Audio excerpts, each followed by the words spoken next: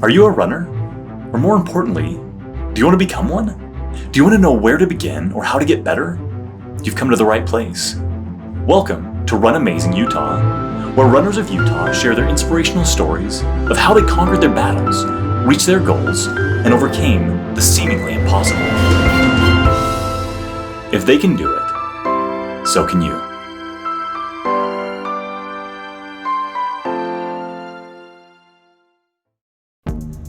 What if you could?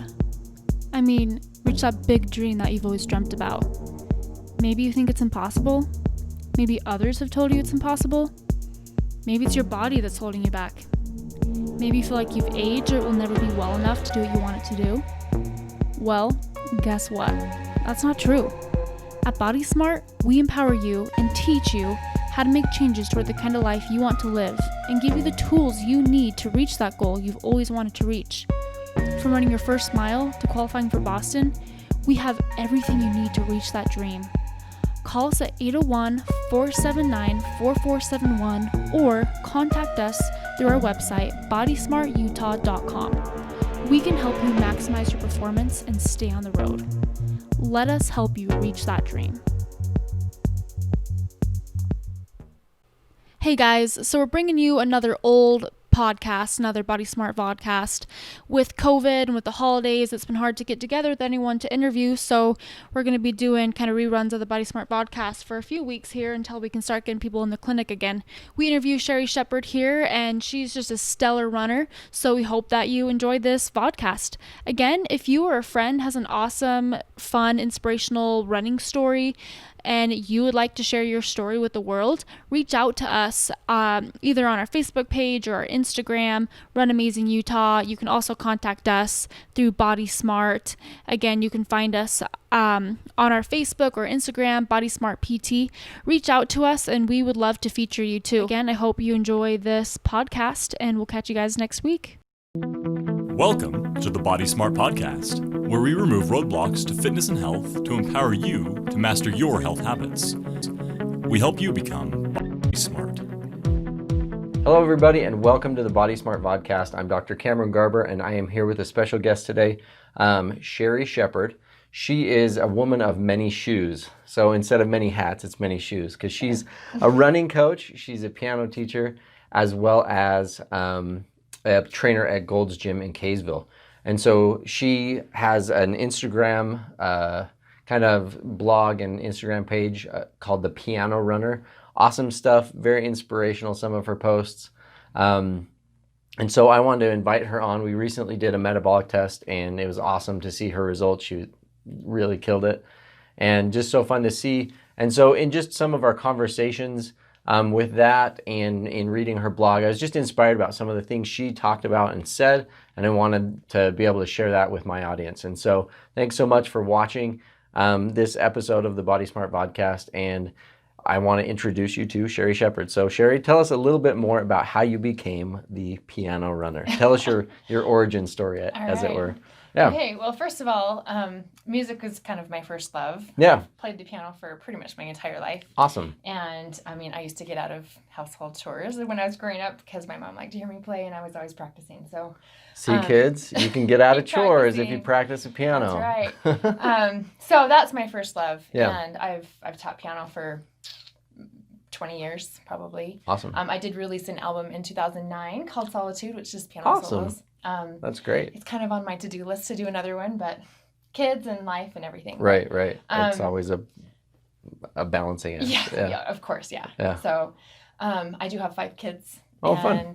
I left that out. Crazy. That's a whole nother set of many shoes yes, there, I'm right? a mama, too. So after I had my third baby, all of my babies I had postpartum depression. Mm.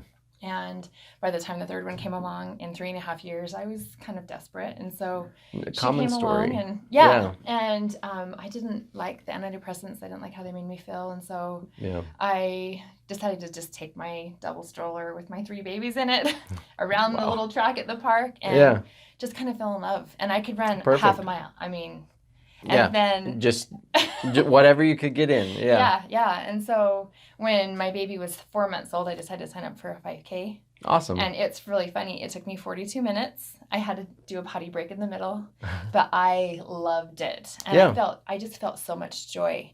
And that just was the beginning for me. That sense of accomplishment, huh? Yes. That seemed to like kick it off. Yes. That's and awesome. So I just kept going further and further and further. I finally ran my first marathon at the age of 30 in 2008. And I've done 20 marathons since then. Oh my goodness. A lot of other distances. So that's crazy. That's awesome. It just brought me joy. So that's awesome. Yeah. And then in 2014, I got certified to become a trainer. All the way through that whole experience, while I was running, I was also going to the gym and kind of fell in love with lifting weights at the same time. And I really just wanted to share it with other people. So I decided to get certified. Awesome. So it seems like you're kind of a teacher by nature. Piano. Yeah. Like you love to teach your passions as well as do them. Yeah. So awesome. Mm-hmm. So running coach and then trainer as well as piano teacher. Teaching seems to be something you really love to do. Where did that come from? That teaching passion, I guess. I think part of it is I'm the second oldest of 8 kids. Okay. You know? Yeah. My wife's from a big family, so she kind of does the same thing in her family a bit. Yeah, and I don't know, I think if I feel a passion for something, maybe I'm an empath or something, I just want to share it. If I feel excited about something, I want everybody else to do it too. So. Awesome. Well, makes a lot of sense. That's awesome. Well, so one of the things then that I read in your blog was just kind of about how you were fed up with some of the image of fitness. Like so much of what we see in the fitness world is this very, image-centric message of like you have to look a certain way or be a certain way or things like that. And you were kind of saying, I'm done with that. I'm done with that mentality. I'm done with that world. And that to me was really inspiring. That's a message I try to get across to my patients, my clients, and things to help them understand that fitness should be about more than that. So tell us a little bit more about how you got to that point and kind of what your thoughts and feelings are along those lines. Well, for one thing, starting out, of course I had baby weight to lose. Sure. And I found myself kind of stuck. And I've had a lot of clients that feel the same way. I'm like, I'm focused on this certain number on the scale and it's not happening. And it's very frustrating. Right. And also, what does society tell me I'm supposed to look like? Or I go to the gym and I compare myself to all these other fit girls. Right. But I don't know what their story is. I don't know how they got there. Yeah. And the one thing that I love about running specifically is it is so performance-based. Mm-hmm. And sometimes when you go in the gym, it's really aesthetically based and it's hard to kind of step out of that. So true. And so true. Yeah. And so I really like the idea that I'm improving my performance, that I'm getting stronger, that I'm getting fitter, that I'm getting faster, or that I'm just feeling healthier. Right. And if I focus on that, the other stuff is kind of a byproduct and it happens by itself without really focusing on it. And so I love that. I just really like to see what my body can do and test those limits rather than try to see a number on the scale. Right. And so one thing that I think is really important is when you explained your timeline, you talked kind of about a 5+ year timeline. It's not like you just went out and started running marathons and all of a sudden, you could do all that, or that all of a sudden you just decided one day I'm going to be a trainer and get really strong and fit and all those things. It kind of was this process that took time. It does take time. Yeah. Right. It doesn't happen overnight. Mm-mm. And it's easy to get frustrated because you really want it right now. That's just kind of where we're at right now in society. So true. We just want it right now. Right. Here's my phone. I can just look it up on Google. Right. It's not that easy. Right. We all want hacks or tricks or things, and it's not about that. Right. It's about that consistency of effort over time, and it takes years. Today, I was speaking with a client about how, she said, I did run a half marathon once, but she said, I think I'm, that's years down the road. And I thought maybe it is years down the road, and that's okay. Like you're here where you're at today. Let's shoot for something much smaller. Let's shoot for just exercising consistently, and then maybe a 5K. And then, it's okay that it's going to take time. It's that you're headed in the right direction that's more important. It. And having stepping stones along the way. Right. And setting a goal that, maybe your marathon goal is 5 years down the road. Right. But maybe even just maybe even a fast 5K is down the road, but maybe I can just finish a 5K, or maybe I can just, have those stepping stones so that you can feel accomplished and feel successful along the way. Right. I so agree that you've got to have those things that you've built in as goals, sometimes micro goals, but goals that lead you towards something bigger. And the something bigger really doesn't matter what it is. It's just that you're headed in a direction towards a healthier, happier life. Mm-hmm. So how do you help your clients define what their healthy, happy life looks like? It really is a very personal thing. Oh, and yeah. That's one of the reasons why, as a trainer, my job is so interesting because everybody's so different, and I can't just give everybody the same cookie cutter. Whoops. Oh, yeah. Knock over my water. Yeah. The same cookie cutter plan because everybody's goals are so different. Everybody's body, the way it reacts to the stimulus is different. And so it's really just very personal. I talk to them. I know I've had clients that have dealt with the same thing I have with depression, and we find something that just brings them joy. Yeah. So whatever that is, if it's running, great. If it's lifting, great. It's just whatever's going to make you feel happy. Right. And that's really, for me personally, that's the goal. I mean, whether the goal is to run a marathon, that's kind of the secondary goal. Right. I agree. To me, I would agree with that wholeheartly. I think the goal should be less about aesthetics, should be less about the number on the scale, should be less about even the marathon per se. I think it's a great goal, but it's not in doing the marathon, it's what that represents. Absolutely. It's the fact that I can now do something that's very hard. I can now do something that takes a ton of time and preparation and training. It means that if I look back at my life, where I'm at today is so far different than what it was when I felt unhealthy and sick and bad about myself. And so those types of things are really what the goal should be, is just reframing and restructuring who we are and how we are. Exactly. But it happens, like we talked about, through those little steps. Mm-hmm. And I think that's so important to help people come to that realization.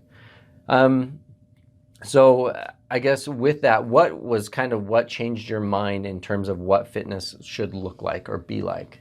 I think I've always kind of been more focused on performance. Sure.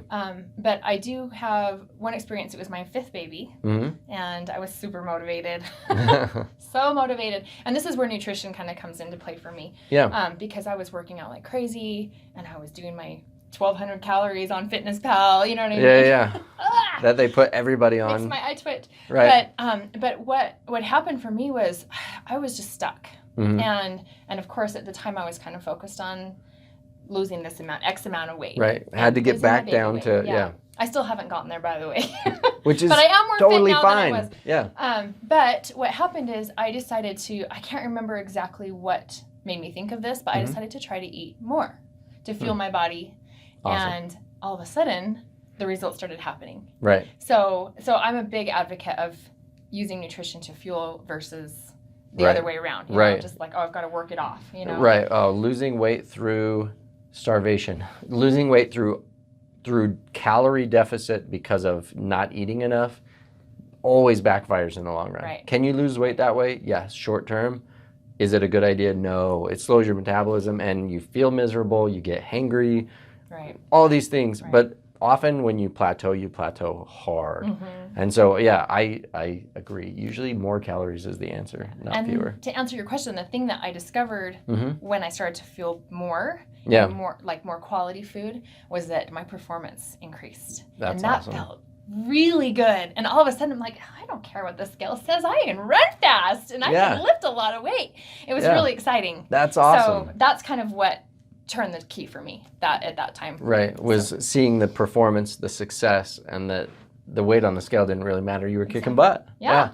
And that's what matters. You just got to kick butt every day. You're right. No, and it's a process to get there to where you can kick butt every day. But honestly, it's achievable in steps. And as you do that, like, it's awesome to hear of people that have made that transition from, having to take a break on a 5K to like 20 marathons. That's incredible.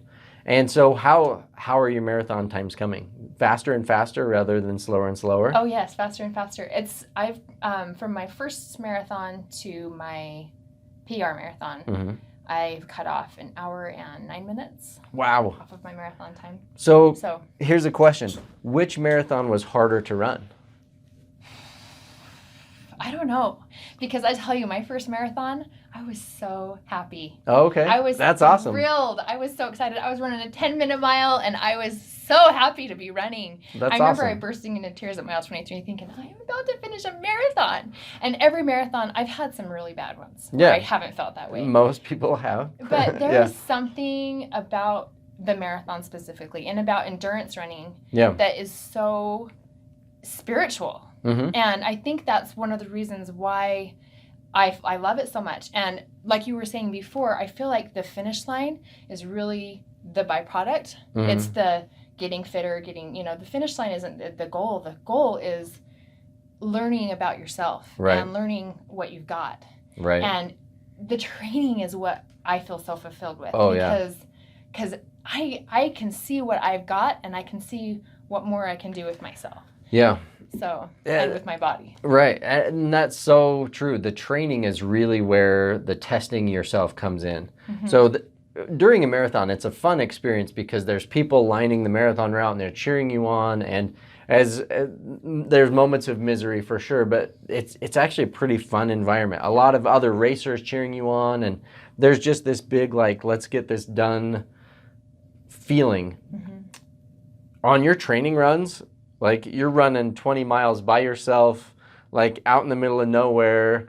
I run out in West Kaysville often during my marathon training, and it's like flat. It's more flat. Flat and hot and boring. And I'm like, I run from Farmington all the way to Layton and then all the way back up to Fruit Heights, and it's like these big long training runs, and there's nobody cheering me on. There's a car that honks at you occasionally for like running too far into the middle of the road, and it's like, if you knew how far I'd run, you would not be honking. Right. But like those are the moments where you really do prove to yourself, like, I can do this. I can do hard things. This is as not fun as it is in moments, like being able to look back and say 6 months ago or 6 years ago or whatever that is, I couldn't do that. Like, there's no way I could have finished this. That's pretty fun to be able to learn that about yourself. That's true. So one of the big qualifications I have for whether or not someone is healthy, and this is what I try and teach my patients, is when somebody asks you to do something, an activity, what is your first thought? Is it, oh, I don't know if my feet can do this, or I don't know if my knees could do that, or, oh, I've kind of had this or that going on. If that's your first thought is, ooh, can my body do this? Then you're not really healthy, right? That there's something unhealthy about your lifestyle, or just your condition right now. And so you can be fit, but not necessarily always healthy even. Right. And so that's something that I really try to push with people is, let's get you to a place where you can be truly healthy, where somebody can say, hey, let's go climb King's Peak. And it's like, all right, let's do it. And your first thought is, when can I fit that in my schedule, rather than, rather than can my body accomplish that? And so that's such a freeing feeling when you really feel like, I could pretty much do just about anything somebody asked me to do, physically. And that's a great, very freeing spot. And it takes time and it takes a lot of consistency to get there. But it really is a measure of health that's beyond just a weight on the scale. I know a lot of people that are thin or, may look great in their swimsuit, but you ask them to climb even a small peak here in the valley and they can't do it. Right. And so to me, it's not necessarily fit, and it's really not healthy. Right. And so I don't know. Have you seen that same thing, I guess, with your clients? That same kind of like mentality shift from it being less about aesthetics and more about what I can do and who I can be? I think so. I mean, it's something that I'm constantly preaching. Yeah. And they probably get tired of hearing it from me. Sure. But I do have one client in particular who has been frustrated for years about weight loss, and it's just not happening for her. And she was really frustrated, but she started doing a little bit of running, but she has fallen in love with heavy lifting. I mean, awesome. This girl is a beast. She That's can awesome. lift so heavy, and it's so inspiring to me. Yeah. And that's something that we've worked through. I mean, there really is a psychology and a little bit of, you know, like, right. what's the word I'm looking for? I don't know. I can't think of the word, but I guess the psychology is the word I'm looking for until it comes to me. But of the mental part of fitness and proving to yourself what you can do. Right. And adjusting your goals accordingly. You know, I'm like, okay, so maybe the scale is not going to move. Maybe I'm just going to look the way I look, and that's what my body wants to do. But dang it can lift heavy, or it can run fast, you know, or it can run long, or it can run tall mountains, you know, and that should be the focus for everybody. Right. And I really think that if you focus on improving that, the other stuff may or may not happen, but you'll feel good about yourself and you'll feel healthy, and that's what matters. And that totally is what matters. And more often than not, in that journey of improving yourself and doing your personal best, you do see the other things kind of fall into place. When that becomes less of the stress of your working out and you start enjoying the process more, usually those are just collateral things that kind of happen along with it. You start to see the progress, and it's like, oh, I guess this does work when I stop stressing about that one thing. And it's amazing to see that transition in people's lives when they really start living a fit and healthy lifestyle instead of just, you know, focusing on the scale and beating themselves up. How often do you see that? People that are just like emotionally beat down by this fitness journey? Really, really often. I mean, especially in the gym setting, because I feel like, sorry, my nose is itchy. No, you're fine.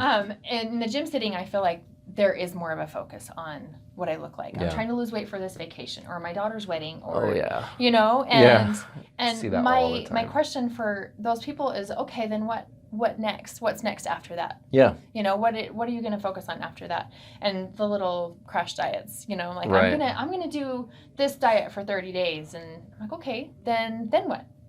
Yeah. You know, and usually it's like, well, that was the goal. Yeah. Right. Yeah. And so, I mean, really, it's about creating a lifestyle of being healthy and being fit, and again, finding joy in the journey. I mean, if you hate exercise, find a different way to exercise. Right. Because I have people, I hate running. Running is so boring. I'm like, okay, so don't run. It's okay. Yeah. You don't have to. It's my thing. It doesn't have to be your thing. Right. You know. Find something. Yeah. Exactly. Find something. Move your body. That's really what I feel like it boils down to, is movement.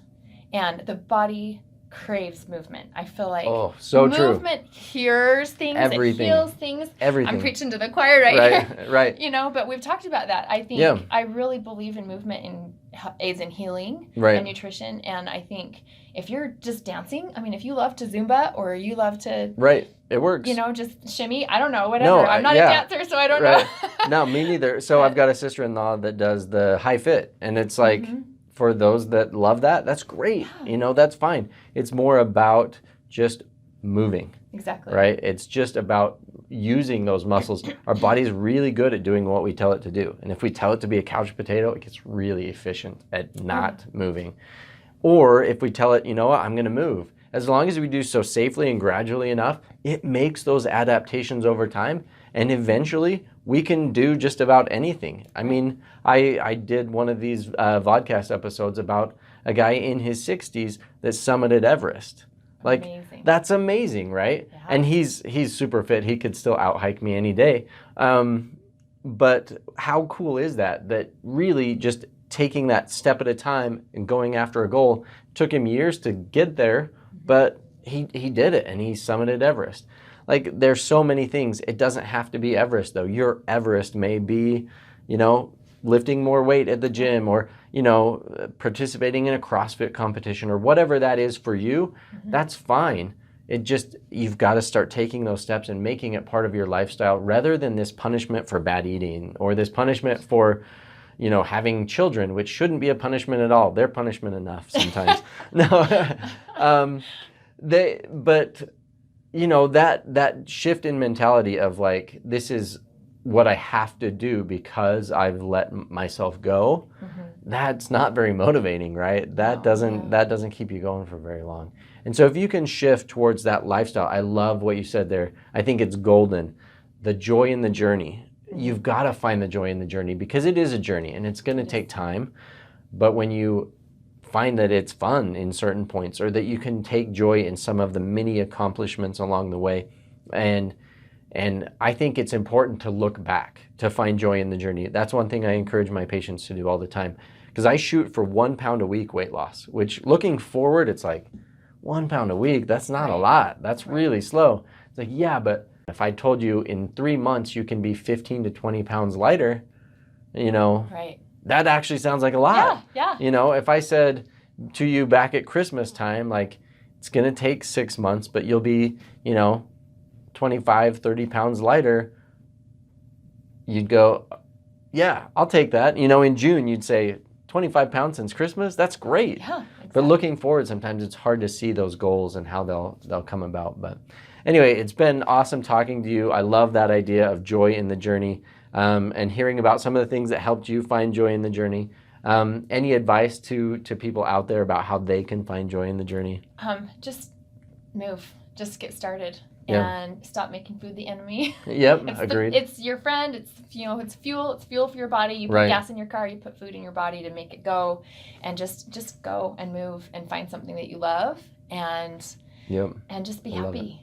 Perfect. Great parting words of advice. Thank you so much. Again, this is Sherrie Shepherd. We'll drop some links to her blog and her Instagram page down below, so check those out. Super excited to have her on. Thank you so much. And it's been fun exploring her joy in her journey. And we will catch you on the next episode of the Body Smart Vodcast. Thanks for joining. Thanks for listening to the Body Smart Podcast. Join us in the Body Smart community on Facebook to share your successes or ask a question for our next episode. Now get out there and take the next step toward living your active lifestyle.